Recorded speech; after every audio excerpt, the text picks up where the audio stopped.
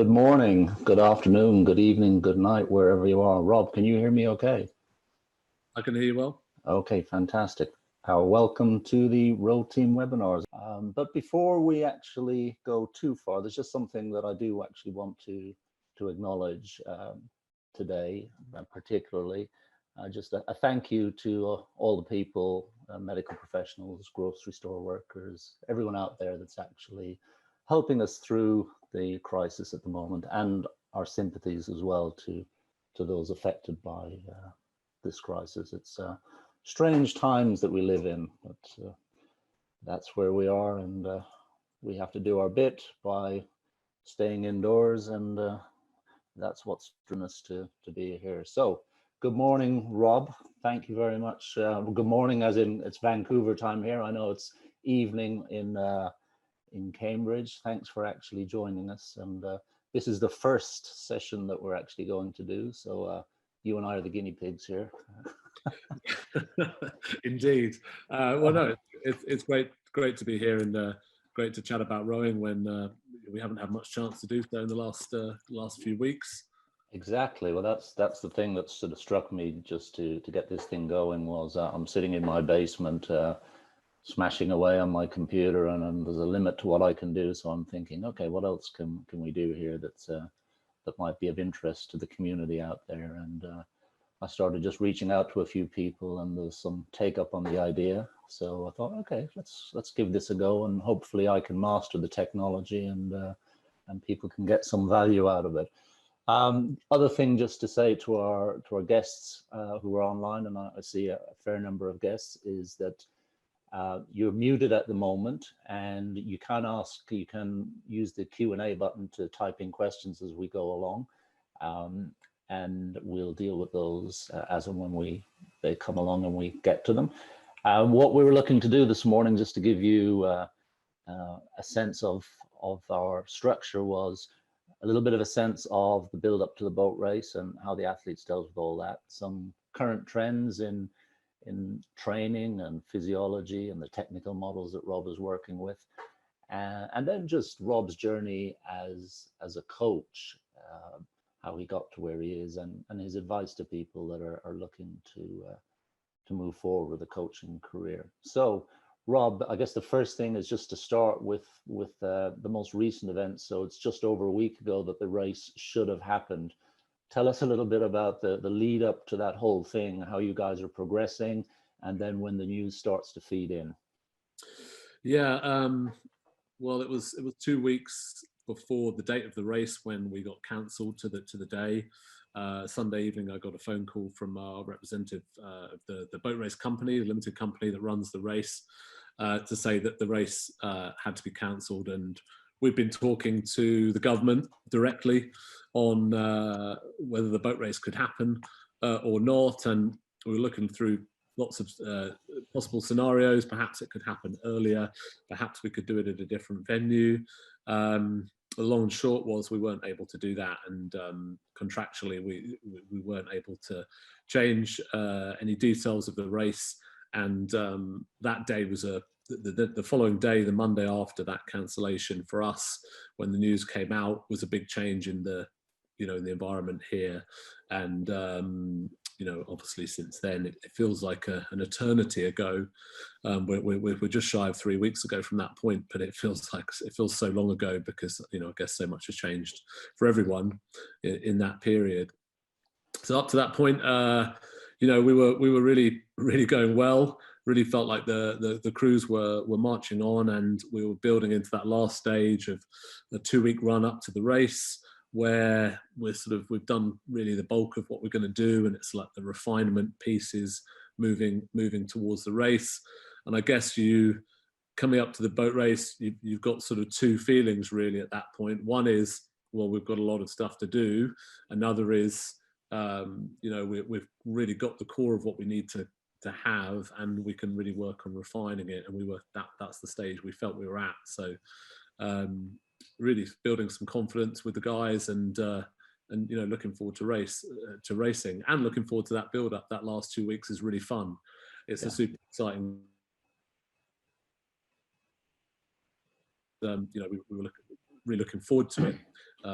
That was perhaps marred a little. Even in that build-up, everyone was a little unsure about what was going to happen. Okay, and how was the mindset when that news started to creep in that there was a possibility that this event mightn't actually go ahead? From the point at which I guess people became more aware of the magnitude and the impact of the virus, what type of discussion started to gather pace, and how did you deal with that? So it's sort of two-pronged, really. On one sense, we're dealing with the possible ramifications of it, possible changes. We have to have the athletes have something. They have to acknowledge that things could be different. We might be racing at a different time. We might have to bring things forward. So a little acknowledgement of that. But equally, we also try and defend them, protect them a little bit from, I was having phone calls and conversations, numerous times in a day. And the last thing you want is the athletes to feel that kind of change or uncertainty. So it's sort of a combination, really, of trying to keep them a little protected about possibly what might happen, but also have them prepared to deal with a potential change. They're very good at that piece, actually, our squad. And I think the nature of the boat race is such that there's so many potential things that can happen in the race itself. We try and build a really big robustness around how we prepare for the race. Whilst the change in date would have been extraordinary, and obviously a cancellation is completely extraordinary. The guys are prepared for storms and massive clashes and all sorts of guy jumping in the river, all sorts of different scenarios. So, I'm quite confident in their robustness in that sense to deal with the potential changes. But okay. Just we have a question from Zoe Calder, who actually asked that. How do you help prepare the teams for that disappointment? What tools do you use? For the disappointment of missing the race. I mean, well, I guess all of those scenarios, like the guy jumping in the river, all the different things that can happen. Well, I mean, we watch race after race in the build up. We talk about those potential things that can happen during the race. We get alumni to come and talk to them about their experiences, how it was for them, what they learned, what they would have done differently if they could have done it again. And then a lot gets handed down from year to year. That's one of the most powerful things, actually, with the race, I think, in that the guys coming back, they feed through to the new guys, and there's this sort of almost family piece where everyone learns off each other. Yeah, there's an amazing closeness. I've been to one or two of those post-race dinners, and if it's a win, the atmosphere is amazing, and there are a few hundred people there, and some of those guys can be on in years, but it's almost as if they rode the race themselves yesterday. Yeah, and that dinner in itself, when you go to that everyone's been through what we've been through in that journey, and that's a really kind of special piece. And some of them have won, some of them have lost, completely different eras, but there's a real closeness to that community. Okay, and how about for some of the guys that are going to be 1 year? It's a 1 year race for them because they're on a short course, a postgrad or whatever. What type of conversations have you had to have with those guys? Yeah, I mean, there's no way of. It's a struggle, really. It's very difficult, and you can't really soften the blow particularly. And I think it would be wrong to try and soften it, to try and make it feel any less than it is. You've got to capture people in and just say, look, it's a rowing race. In the end, that's what it is. But you can't dismiss the fact that this is something they're going to live with for the rest of their lives. And really, one of the big things we talk about is what we've done through the journey, really, and the team which we feel we've got to be and we built up to. So we really want the guys to value that piece and stay connected. We've tried to keep talking. We've got various different sort of online training pieces going on. Some guys are on Strava doing some land work, some running and cycling. Some guys are filling in a spreadsheet with our training. So we're trying to stay as connected as we can. But I think you have to acknowledge the loss actually as well. and not dismiss it, because, you know, I think we would risk, you know, making it look a foolish position if we did that. So, you know, a lot of individual conversations, trying to get guys to appreciate, you know, what we've been through and to deal with it really. But it is a, yeah, it's a very challenging piece. Yeah. So you've experienced lots of different situations. You've coached. We worked together when you coached in Ireland, and you've worked with the women's program. So you've experienced club scenarios, and you're experiencing this scenario. And we just mentioned something about the dinner there, and the type of, I guess, bond that gets created amongst this group, which is pretty unique. So we both worked in national teams, and you don't really find the same thing. Just talk a little bit about the strength of that and the importance of that in the continuity of the club. Yeah, I mean, it's a really, you know, the bond is in the ether. It's quite hard to narrow in on and say what it means. But I guess it comes down to the nature of the boat race. We win or we lose. Okay, in this scenario, we haven't had the chance to do it, but this is a very, obviously, an extreme time. But you know, every other year of our history since 1829, we win or we lose the race. So it becomes it's very defined, and the training through the year, I think, you know, the level that the guys go to, combined with the studies, still the level of training which we go after, I think is comparative to a national team. I think actually has more intensity quite often than a national team. Part and due that it has to, because we've got such a short period of time, but also the nature of the black and white nature of the race. We win or we lose. Everyone knows how important every session is. And because it's that short period of time, we have to drive on, we have to push hard, we have to make changes at every session, for every stroke. So I think that's one of the strongest pieces of it. With the Olympic cycle, it's a, you know, it can be a bit of a it's a real grind through that process. You've got to keep building. There's a lot more training to deal with. So I don't think you can go at it as hard or with quite the same level of intensity. But yeah, that bond, those guys, you know, in this group, they'll be friends forevermore, and they'll come back. We have reunions every year for the race, in particular the sort of 10 years, 20 years, 30 years. You know, these groups get back together. They go for a row sometimes, and they you know, before the race, and they come back, and it's just a really important piece. Yes, yeah. That's like me sitting on the ergo at the moment, Rob, locked in my house. You know, it's my mind might be willing, but my body is just saying no thanks.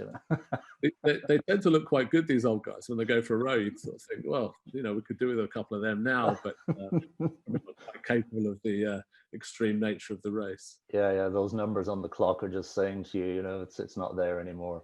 So just one more question before we move on, just relevant to what we've just spoken about. Nigel Weir asks us, and you mentioned a spreadsheet, you're trying to communicate and set something up with the group. What type of information do you get them to send you for the spreadsheet? What are you trying to, what's your motivation? What's the structure? What's your thinking? I mean, at the moment, my motivation is to keep them motivated. Actually, you know, we're in April. We know that there's going to be no racing this summer, so I'm in no hurry. There's no real short-term goals that we have to clock off. Right now, my biggest concern is the guys' mental health and them being happy and healthy and in a good place.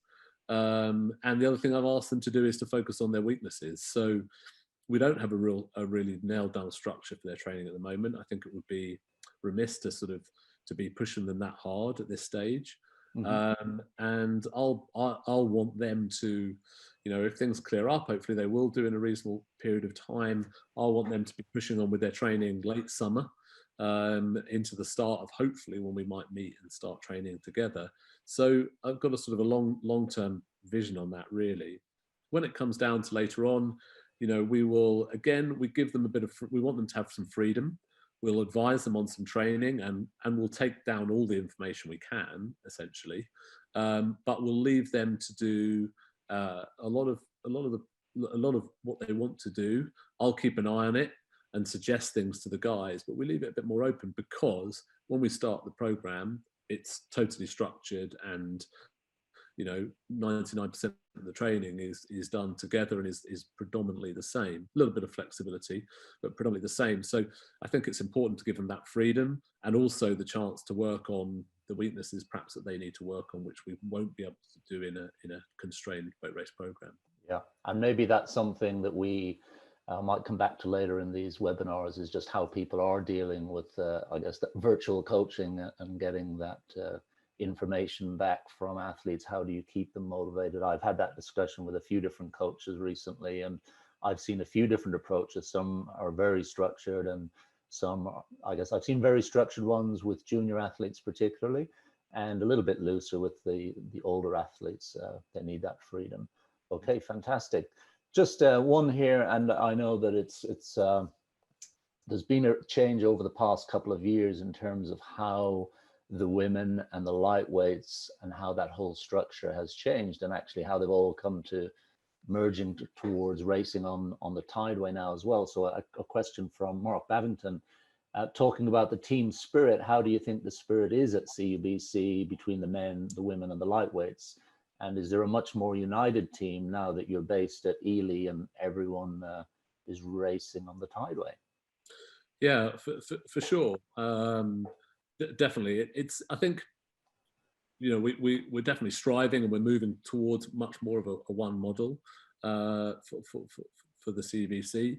And I think there's good communication between the groups, and I think they work well together.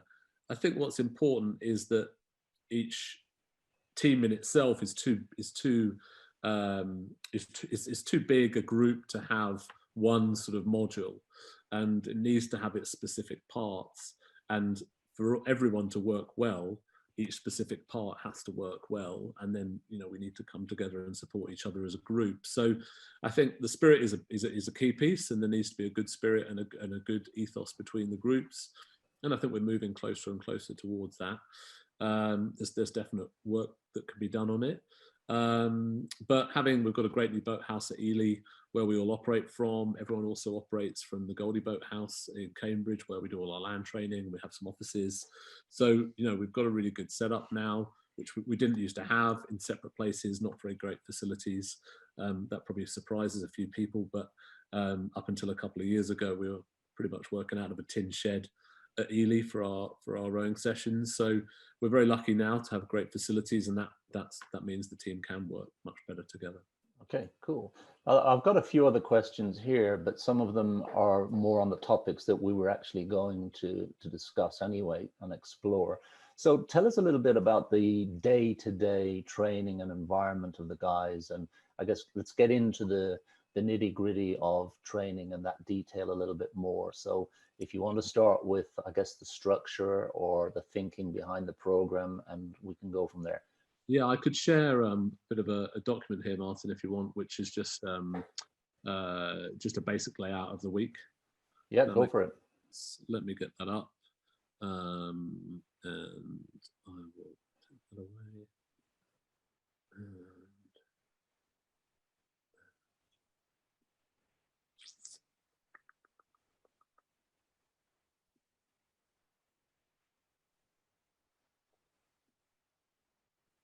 Has that worked? That has worked, yes. Great. I have another screen here that I'm just looking at, which is what our guests are seeing. And yeah, I've got a full page view. Cool. So pretty simple. Just laid out a rough week really for what we do. And we generally take Monday off. I think a lot of national teams will run through 7 days a week for a big part of the year. And I've tried that within the university structure as well.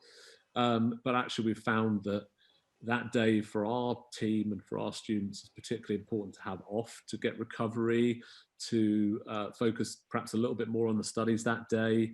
And then they find that they come back, on Tuesday much fresher, in a much better place to move on and build with the program. So we then go on Tuesday, Wednesday, and Thursday. We haven't put the times on, but basically we're in the gym at 6:30. The guys are done by 8:30, and then they can get off and go to their lectures or their labs, whatever work they've got going on. and then we meet up again in the mid-afternoon, go for a row on Tuesday, Wednesday, Thursday as well. Then we take a lighter day on Friday. And again, this is where we do have a little flexibility we've put in this year for the athletes to, maybe they need to focus on the weight training a little bit more, maybe they need to focus on their endurance side a little more. So we allow and we advise and talk to them about what's best done for them on that session. And then on the weekend, yeah, pretty simply, and I'm sure this week looks pretty simple to a lot of university athletes. We row twice Saturday, we row twice Sunday. We try and get wrapped up by lunchtime where we can, so that again they can go on and get back and do some more study, which they'll have to do in the Cambridge environment, and rest and recover, moving into the next week.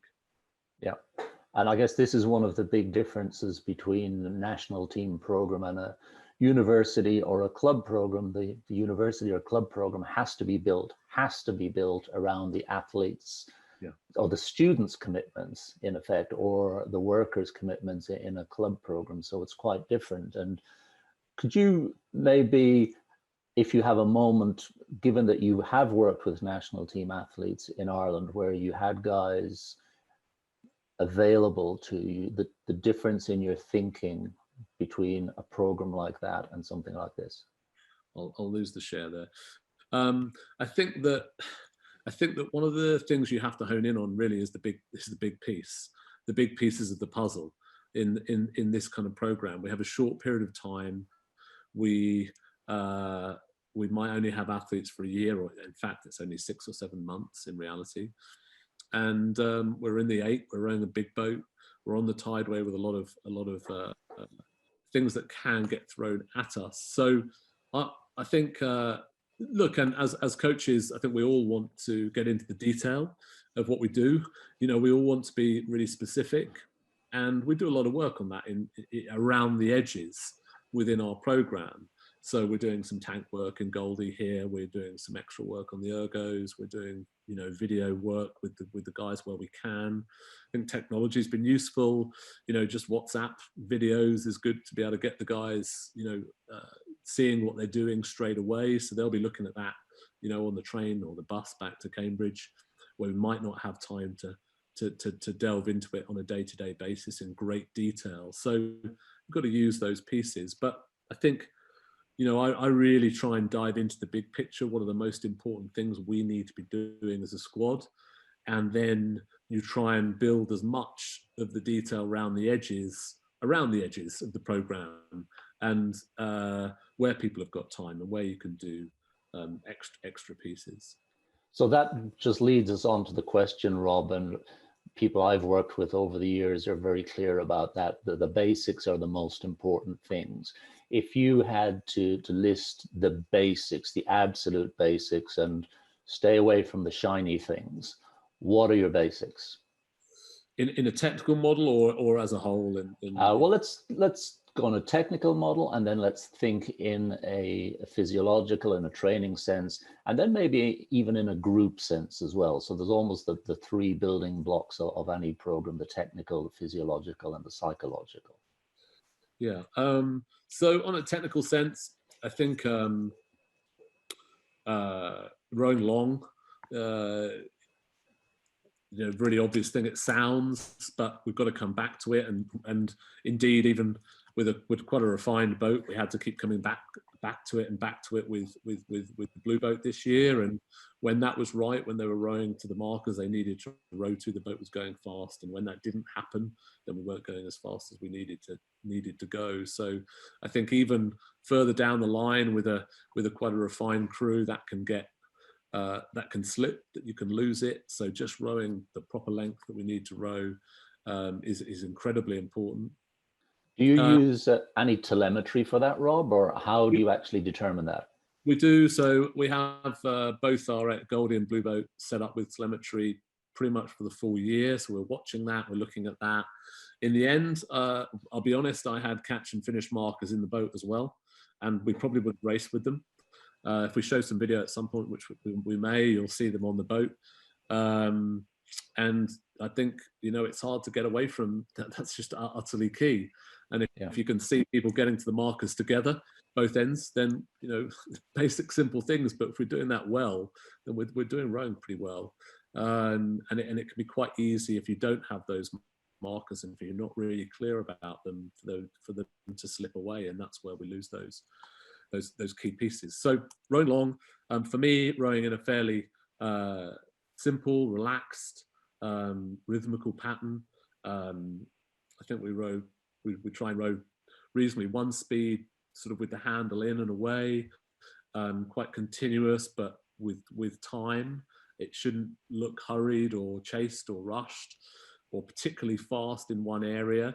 We've got to try and row for a distance, and we've got to try and stay connected, 10 minutes into a race where we're side by side and everything's screaming, and we've got to stay relaxed and composed. So that would be really key pieces for us. And I think the Cambridge crews over the years, generally speaking, we've sort of driven towards that model. I think moving on to the other aspects, there has to be, we have to focus on the endurance side of things, perhaps more so than the strength side of things for our race and our program. We've only got so long. Can we make people load stronger in that time? Do we need to make them load stronger? I'm not sure. We've worked on with the weight training and with the endurance side of the program.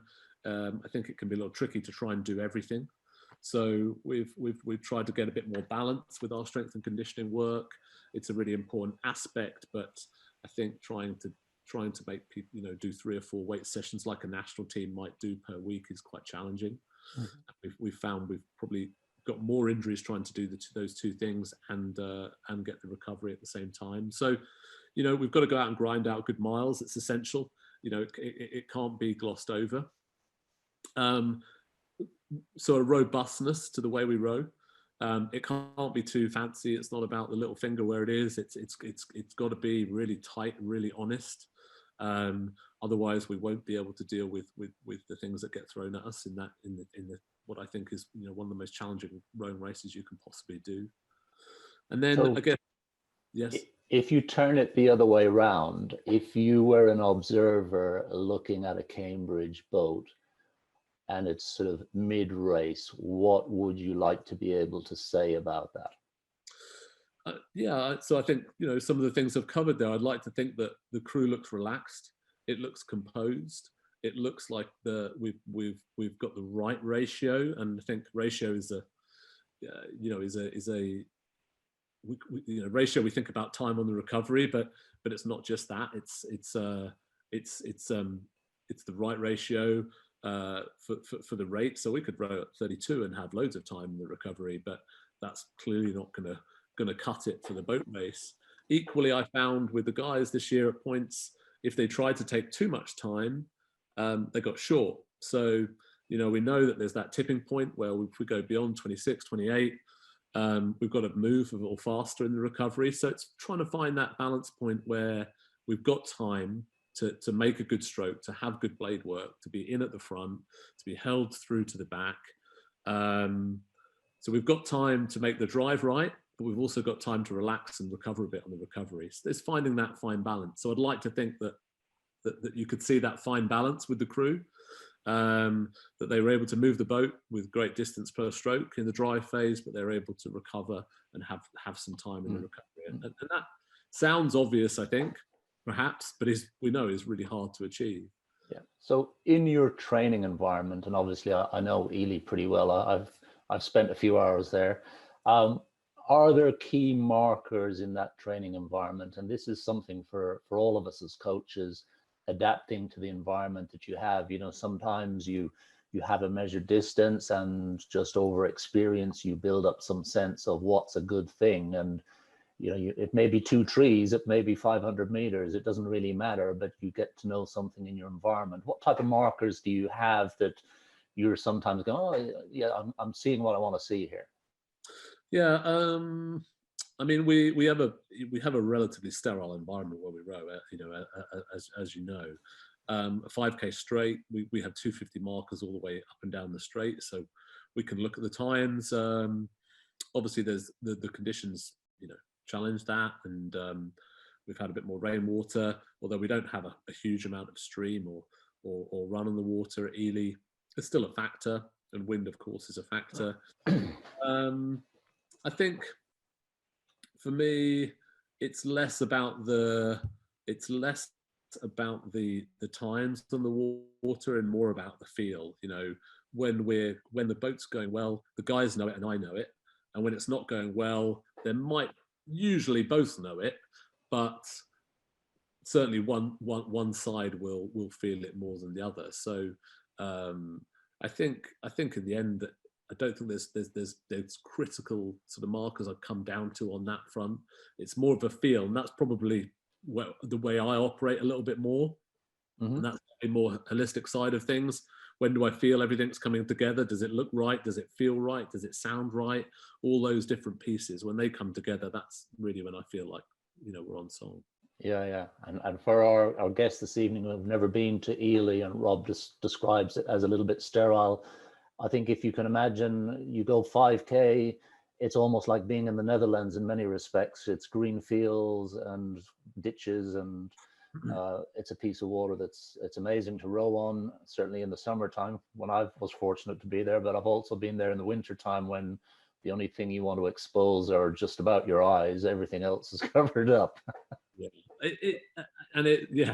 It's the sideways rain that's always can be quite challenging, but the guys there's one house down the straight that's known as the seat racing house, because we seat race generally over 1,500 meters, and it's 1,500 meters down the straight, and there's a couple of trees which are memorable, and we get some people running around now and again, but it's a really sterile environment, and for that itself, means it can be challenging.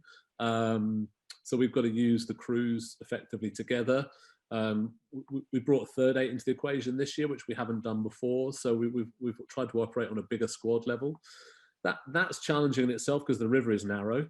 So if we have too many launches on it, we're just rowing in wash all of the time. But it worked well, and the guys did a great job in our third eight at being connected and looking after themselves sometimes when they weren't getting as much care perhaps as the other two crews. But I think that was helpful, and having 3/8 smashing down the 5K squeezed within it was fantastic, and a really good piece for us. Yeah, good preparation for the race in effect. Yeah, especially when there's a crosswind, it could get a little hairy with the blade work side by side. But yeah, just we found that the third boat could push the second boat, and the second boat can push the first boat, and it would swing around, a good bit, and just that creates sometimes tension, which we need, sometimes angst, which we need, and and those things help push us on. Yeah. So before we move on more to the individual training and still just staying on the technical aspect, do you want to try sharing a little bit of video with us, and you can talk us through that maybe as we go? Sure. Let's if the technology serves us. Yeah, which bit shall I put up here? Let's show. Well, we should probably show a bit of Ely, given we've been talking about it. So here's a little bit of work at Ely. Now the quality may be a little bit disjointed, so our viewers will have to fill in the bits in between. Sure.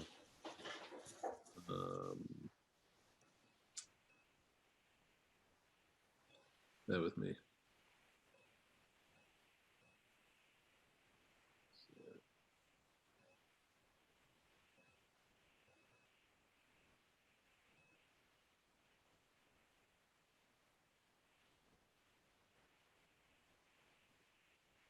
These guys doing a bit of work, bit of mid-pace stuff, or mid-rate stuff, I should say, on the straight. You can see the markers there on the boat, either end of the stroke. We make them up to, we've put straws on the boat before, but they can sort of flop around and I think lose some of their value. So we try and make them really obvious. And yeah, we're trying to make time here. We're trying to row the right length and again the right ratio, so that these things, so that it can step up, and getting these pieces right through, you know, the high 20s and then into the low 30s is really important before we get into that sort of mid 30s work, which we're going to go over the boat race with. And talk a little bit about, because you have athletes that come from all over the world with different techniques and thoughts, how that works itself out through the program.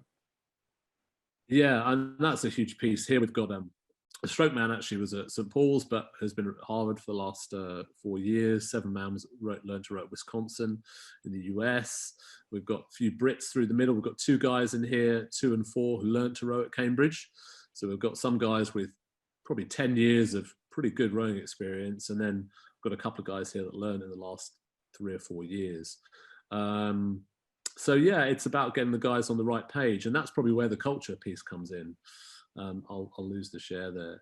That's probably where the culture piece comes in, which we didn't really talk about before. But if we're going to get the guys rowing together in the same way, we've got to get them feeling like they're on the same page and that the ethos is correct. And I think that's something which we really strive for early on in the program. How openly is that discussed, or how do you address that? Pretty open, actually. And for me, and something I did more this year with the group we had, and we had good student leadership, was try and give more responsibility over to the athletes. And I think that made one of the biggest differences. If the guys feel like they've got some control over what's happening and their preparation and how they perform, then they take more responsibility for it, not less. And if, and I've probably made the mistake in the past of trying to do everything, trying to force feed everything, and you know, you just don't get the same buy-in. When you give people responsibility, they tend to step up to it, especially these kind of people. They want to do it, they want to step up. So I think that was hugely important. And you know, technically, you know, I'll lead that piece, and we have a good coaching team. We have some good people that come in and work with us as well, but we have a good team on the ground here. So we'll be discussing that daily, and it will, every year will look a little different depending on the people we have, but I think the model of rowing should look pretty constant through the years, and its variation will be, you know, as I said, with the guys we have, their limitations, their strengths, and sometimes you have to err on those strengths and limit the limitations, so that we can get the best out of the program within that short period of time. Okay, cool. So let's just move on a little bit to the individual training, in the sense of land training and monitoring, and how you target that training. So I guess, do you do physiological testing, for example? Yeah, I mean, we the measures we use really are tests in themselves. So you know, we'll have fairly consistent blocks of 2K and 5 kilometer tests. We will test. We will take all the data for a start. I think that's one of the key pieces. So every ergo session we do, we take all the information and try and look at that, plot that over the year, and see what progression we're making, see where we're having some problems. We will pretty much do some kind of hard ergo piece per week. A little bit of that is part of the testing to see how the guys are coping and going with the training, and a little bit of it is part of the culture as well, of being able to dig deep and push on and you know, work hard at the right point. So it's I think it's just constant, really. We don't dive down to any step tests particularly at the moment, although we've done it before and it has its merits. We use the lactate testing, so we just try and monitor the guys and keep them on a sub 2 millimole on their long steady training, and we want to see people improving on that, of course, through the year. I think this year worked pretty well for the squad in that we reduced the number of injuries with a number of different measures. But part of that piece, I think, probably me, was to maybe step back a little at times and to not drive the guys into the ground where they weren't capable of springing back out again. Mm-hmm. So I think I'd probably put a little bit more of a measured approach in this year, and we ended up reducing the injuries significantly, along with other measures of of work with our team, of rehab or prehab, as it were, of the right strength and conditioning pieces in the program, the right flexibility, the right core and strength training around the base program, which we showed up there. So again, there's a lot of things going on around the edges to try and hold things together. Not Okay. always the set program pieces. Each guy will have, each athlete will go through our strength and conditioning team and be identified for weaknesses and problems at the start of the year, and they'll have individual programs to work on that. Okay. So just a question actually that segues into this from Emer McCormack. What stretching and flexibility sessions do you have your athletes doing, and what percentage of weekly training do you focus on this area, or how is it done? Well, so one of the ways which we've done that is as I just talked about, I've given it to the athletes as a responsibility. So they will lead the stretching after almost every session, and that's led from our strength and conditioning team. They'll give them work to do, give them suggestions, but we'll get the guys to drive it. So rather than me standing there trying to force everyone to do it, we'll have 3 or 4 guys within the squad who will lead a session of stretching. Before every session, we do a dynamic warm-up session, which again the athletes will lead and run, and we have to tap into that and get on top of the guys who are perhaps scraping past, not doing it properly. But overall, we want it athlete led. So there is a good bit of work done there, but again, I'm trying to push it towards the athlete group. I'm trying to get those athlete leaders to run things and take responsibility, and then hopefully that breeds a responsibility within the group. Okay, and that leads us on to another question from Tracy Corbett, mentioning S&C. Do you work to a linear periodization with a non-linear undulating? Interested in how this would differ from a normal squad training cycle. I think we're nowhere near as complicated as that, I would say, and I think the nature of our periodization works with the nature of what we have ahead of us.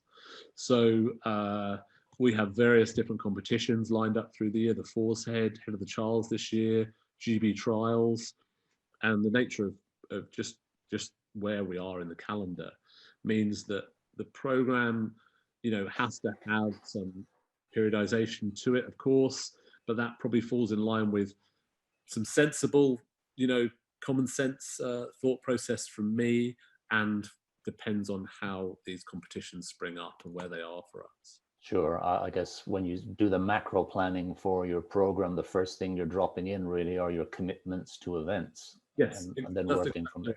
That's exactly it, and it works around that. And I think one of the things which I've found over the years, and we've had Olympic champions row here, world champions, and I've seen some of them do personal bests within a constrained program, within a program where they've got huge academic commitments, and perhaps it's not perfect science, but we make it work because of really the level of effort that goes in. And again, that comes back to that win or lose piece, which I think is far more important than perhaps the detail, the micro detail of the programming. What becomes more important is what's coming, what's ahead of us, what have we got to do, what have we got to achieve by these different points, and that sort of forms the season. So your experience and your knowledge, that accumulated knowledge over years, really informs what you need to be doing by when.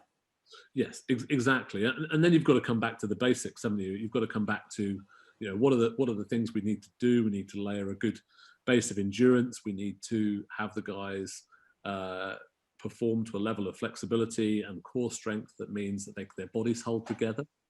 And essentially that's the biggest piece for us, trying to keep the guys together, trying to reduce the injuries within a hard program of competition of relatively high volume, not national team volume, but given the perhaps lack of recovery which we have with the studies, it's still quite a high volume.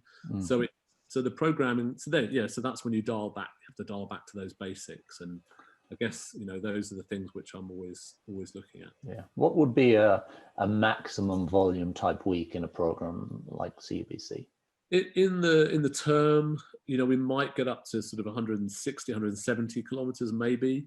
When we're on training camp in January, we could get up to 200 kilometers for sure. But that's, the guys are still studying, even though we're out of term. They're still working, and some of them will be working pretty hard. But for a 10-day camp, for a week of that 10-day camp, we might get up to 190, 200 kilometers. But in the term, 150, 160 is a solid week for us. Yeah, so these are serious students as well that you're dealing with a lot of commitments. Hugely so, and I think that that's an interesting piece in itself, though, in that because they're so serious about their studies, and that's something that I felt perhaps was different to full-time athletes in a national program. They're just such high-level people. They're prepared to work so hard at what they do. It travels across the rowing and the academia. So we don't, and I get asked this question, whether we could ask this or not, I don't know, but how do you motivate them? And the motivation is really not a challenge. Channeling that in the right way is a challenge, but it's a highly motivated bunch of people that want to work very hard. Yeah, I think sometimes there does seem to be, for people who haven't experienced it or don't necessarily have the insight into it, they sometimes think that people go to the university simply to do the boat race. Yeah, and that simply can't happen. It's getting harder and harder for students to get accepted, be it undergraduate or postgraduate level, and we want the best scholar athletes around the world to come to us, and we try and put ourselves out there so that they can come and talk to us about that, and and people are freely able to do so. So we want the best people to come, but they have to go through the admissions process independently. We have no sway over it, as opposed to perhaps some of the American programs where the athletic side of things can be a really important part of their application. Here at Cambridge, we can just help people. We can advise people on what things might be good for to study. We can offer a little help in that respect, but we have no path through to admissions. So they will be solely judged on their academic achievements if they're going to get into the university. There's no shortcut there for sure, and I've seen that in action when I've been around. So just the other piece of this, and one of the most difficult pieces of coaching in many respects, is and this is a question that comes from Martin Hogan. Martin, I know, is in Ireland, and both you and I know him well. The psychological piece of actually, when you have to deliver the bad news, when you're dealing with, like you say, you have 3 8s out there, so you've got 24 guys and you've got 3 coxswains in action as well, and dealing with the disappointment and those conversations, the hard conversations about who's in boats and who isn't. You have to get very good at it. I mean, whether I am or not is questionable, but you have to try. It's a really important piece of the job, and I think I just take it very seriously. We just try and be very honourable to the people that have committed, whether it's the bottom guy in the squad to the guy that's just missed out on being in the blue boat. I think you've got to be really respectful for the effort, the endeavour they've put in, from their own programme, solely, but also from combining it with their studies and trying to complete this challenge of this puzzle of rowing and studying at the same time to this level. So I think you have to be very respectful. I think you have to be very honest. We try and be as transparent as possible. I think we achieved that well this year. We don't always. It's a difficult task, but we really try to be transparent. Every seat race, every ergo score gets sent out to the squad. They know what happens. They know how it's happened. So all the information goes out, and there's no excuses put in there. There's no level of detail. But then when we have to come to those conversations, you sit down with, when it comes down to someone not making the blue boat or not making Goldie, we sit them down and have that conversation. They're able to air their piece, say what they think, disagree if they disagree, which they may well do, and then we have to get on with the task in hand. And overall, we rarely have any difficulty with people getting back involved and buying in, because everyone's so supportive of the program and of each other as a team. Hmm. And that culture piece becomes very important when those difficult decisions get made, and when, you know, someone's dream is crushed and they've got to get back up and either support the two crews or row in the second crew when they thought they should have been in the first crew. So, you know, it's difficult, it's challenging, and I think you have to be really respectful and as transparent as possible.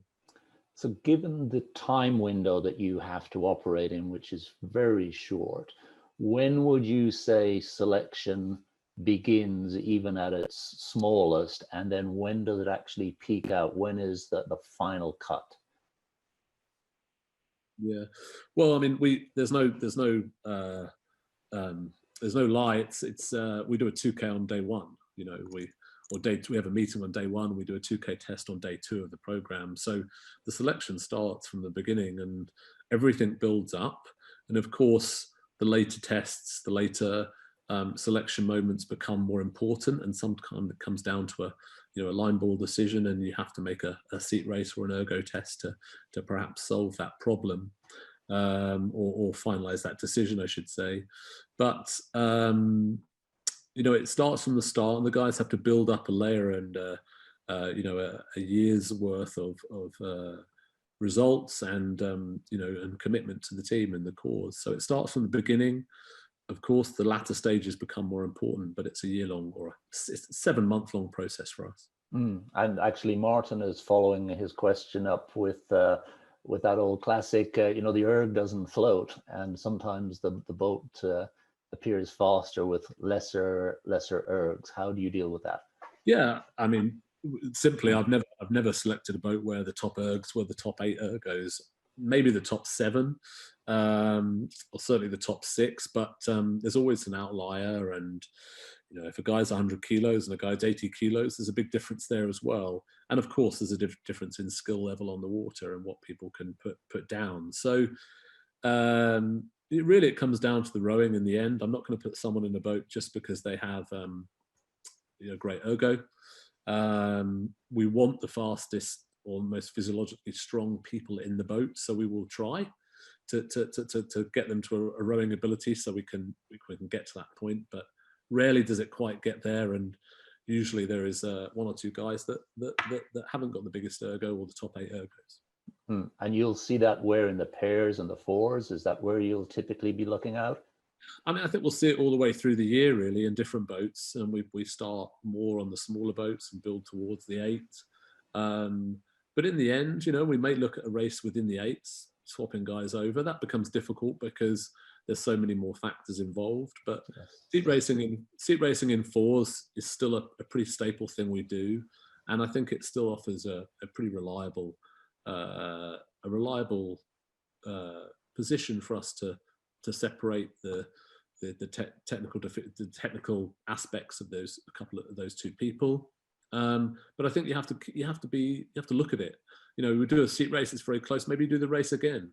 Maybe you do some more races. Maybe you wait a couple of weeks and then you redo the race and see where you are, and you build up a layer of knowledge over what's going on, rather than just sort of jumping on one snapshot seat race. Yes, yeah. I guess as coaches, we have to be careful of our own bias as well. Completely, and I think we've all been in that situation where we felt like we want this stronger person in the boat because we feel like that will add. But over the years, I've just gone away from that and really tried to look at the data itself and just say, well, you know, if this guy, we didn't think maybe he was going to be the fastest person, but he's proven that he is, that's great. That's a great piece of information because that makes us faster. And ultimately, it's purely down to what can make the boat faster. Yeah, yeah. And just I have a question here from Mike Purser, and it won't surprise you that it's around rigging, as I know Mike is very into rigging, and you know, I've been asked lots of questions about rigging over the years, and sometimes coaches are willing to disclose it. And my own personal view is it doesn't really matter. It's what you do with it that counts. What the numbers are interesting. Yeah, and I mean, I perhaps won't divulge the exact details, but we were a pretty medium gearing and a pretty sort of pretty middle of the road gearing and set up on the boat, purely because we could be racing off the start with a fast tailwind, and then we could hit a massive headwind at a certain point through the race. So we have to have something that deals with those scenarios, and we can sort of manage both pieces. But for me, in the end, and again, this is probably me as a coach, it doesn't come down to a couple of notches on the spread or on the collar. It comes down to being quite simple, quite straightforward with what we're trying to do, and then trying to build excellence around it and try and do it incredibly well. So the nature of the race leads us to have a pretty standard stock, middle of the road gearing and setup, and then it comes down to what we do with it. Yes, yeah. I mean, over the years, I've found myself going down the occasional rabbit hole in rigging, and then you return back to almost something that's pretty normal. And I guess that's what evolution is. Someone has actually made this mistake before. Completely, and I think you can see that with technique as well. I think there is, there's obviously a very high rating piece to world rowing at the moment, and we see eights going along rarely below 40 strokes a minute. We see small boats going along sometimes above 40 strokes a minute, and I think I think that will change. I think in a few years' time, a crew will come out and row at 37 and row really long and with a bit more time, and then the model might drift more towards that. So, these things shift and turn. But if someone rocks up and rows a great 38 and wins the Olympics, then that will become a popular thing to do. But again, it's what you do with it and how you achieve it. Okay. So just going back to the individual monitoring of the athletes. So, for example, just I guess following the athlete's day, do you monitor sleep in any way? Again, I have done that before. We've done all of those barometers, waking heart rate, hours of sleep, quality of sleep. What I've come back to is we invariably don't look at it all in detail because we don't have the time. Mm-hmm. So I try and shift the responsibility of the athletes. You should be monitoring your heart rate. You should be monitoring your quality of sleep. And then as things progress, maybe someone is struggling, maybe someone is doing particularly well. What are you doing? How are you achieving? You've just done a great ergo score. What happened? Now you need to try and make sure you acknowledge this. Maybe it happened by accident, which it does sometimes. Invariably, it's probably down to when someone's struggling. We try and look into detail of what's happening. So in short, I don't narrow down on that too much. There was an article a few years back, I think by a New Zealand physiologist, where they looked at the coaches are pretty strong on what they wanted to do, and whether an athlete's heart rate was up 10, 12 beats or not, they were going to be doing that session. And the basics the physiologist came down to was, if they're still going fast on the water, on the ergo, they're okay. And I think that's a reasonably good way of looking at things. If people are moving on, if they're getting faster, if they're managing the program, then we're doing pretty well, and that's a good marker. So I think if we can give good information, these are the ways you should monitor yourself. These are the things you should be responsible for. This is a good way of behaving, and be responsible for your own behavior. Then I feel like that works a lot better, especially in the environment we're in, where we struggle to micromanage every person. We just can't do that in the period of time we've got and with the schedules they've got as well. And maybe that's one of those things, because we're seeing much more discussion about athletes' lifestyle and athletes' mental well-being, is that if there is too much of that management, actually the athlete having their own responsibility, having responsibility for that themselves, gives them much greater sense of control and insight into what's happening. Yeah, I think so. And I simply can't manage it. I've got too much to do. We've got to go out and rig some boats and fill the petrol cans up, and we're looking at detail. I don't want it to sound like we're not. We've got telemetry on the boats every session. We're recording every ergo session we do, but there's a limit to how much you can do. And I think it also comes down, coaching is, you've got to look at what you're good at, and make that the heart of perhaps what you do, and make sure that your weaknesses don't bring that crashing down.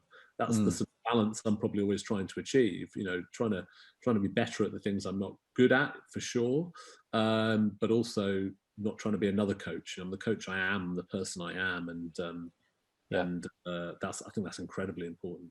Yeah, and talk a little bit about the team approach to coaching that exists at Cambridge, because I've experienced that, and in effect, it's the way I like to coach as well, to have other people come along and assist and help and contribute, and it also gives you a chance to sit back and look at it from a different perspective yourself. Yeah, I mean, I guess we're quite unique in a sense, and when I started here, I was in my mid-20s as an assistant coach, and you were doing guest spots with us, Martin. Tim McLaren was. Robin Williams was our chief coach. Donald Leggett would come in. We had another assistant coach, Mark Hall, who's the Eton coach now.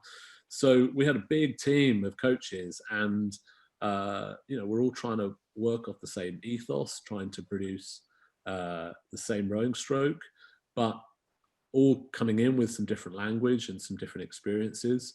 And essentially, you've got to park your ego as a coach and offer the chance for people to come in and make a difference. And that's what we try and do here.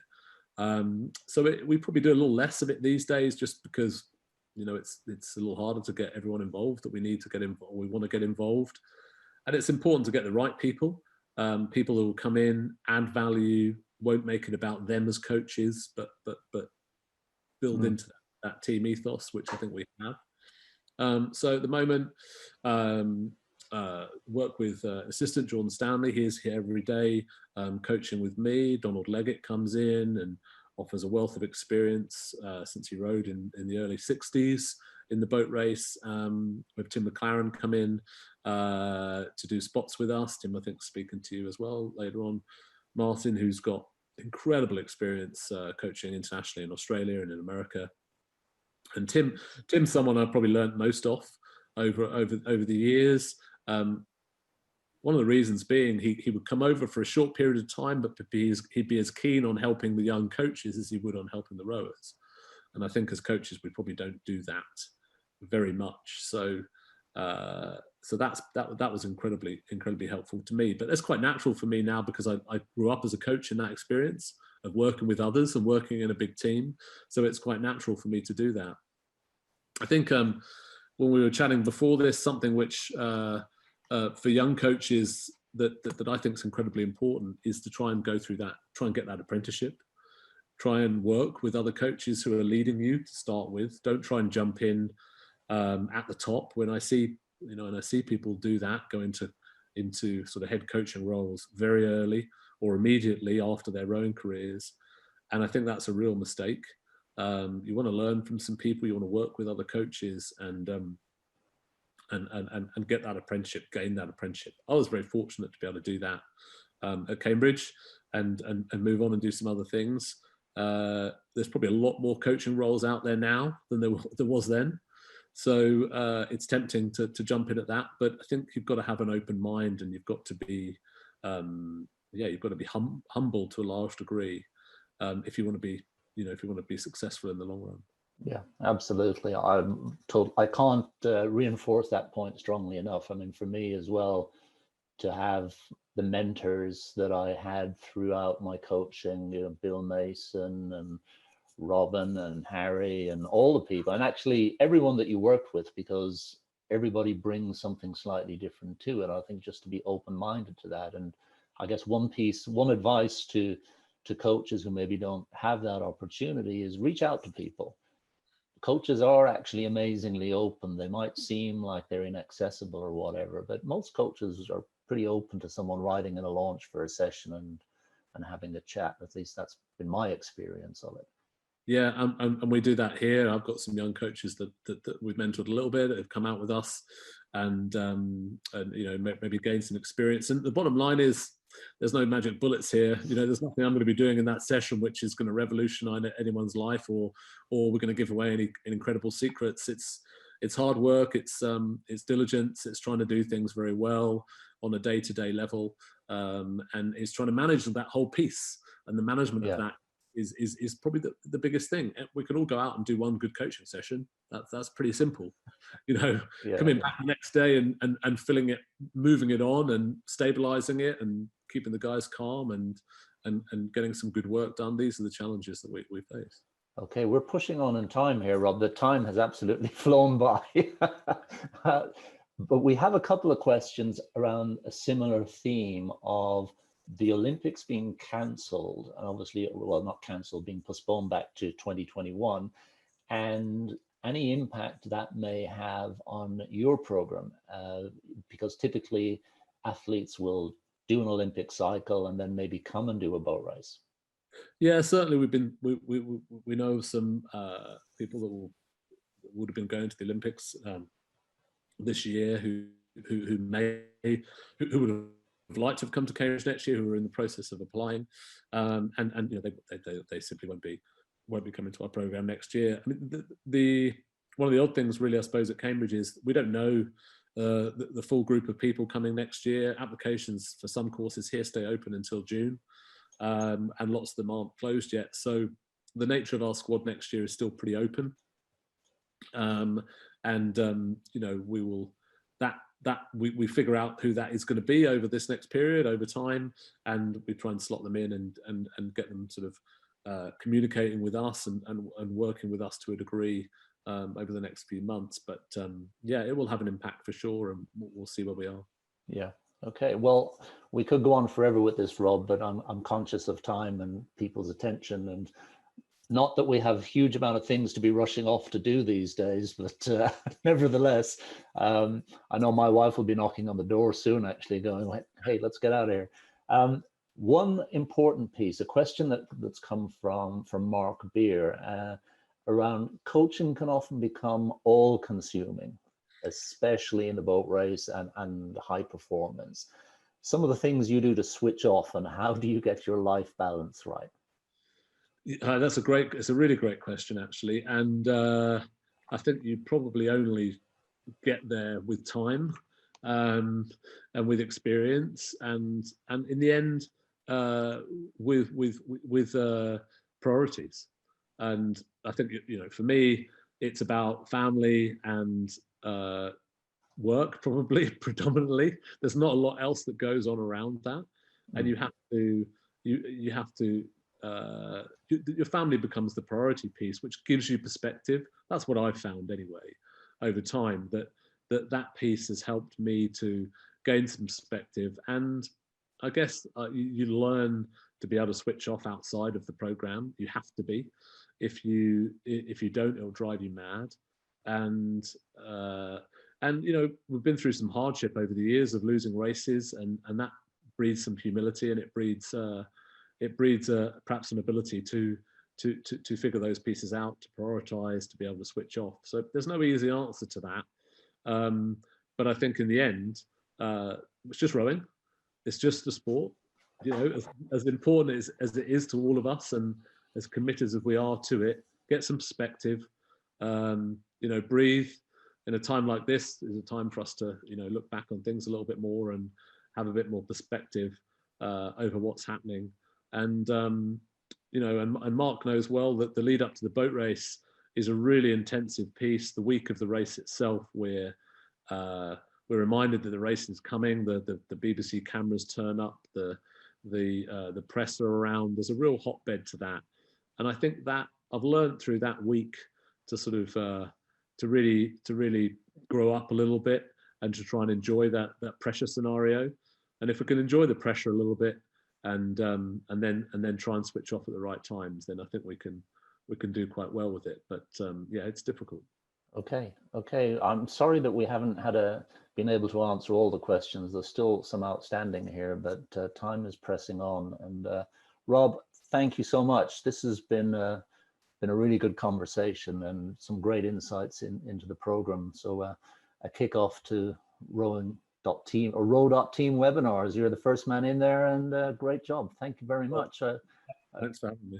I appreciate your time. And I'll just remind people that our next one up will actually be John. John's a head women's coach in Australia.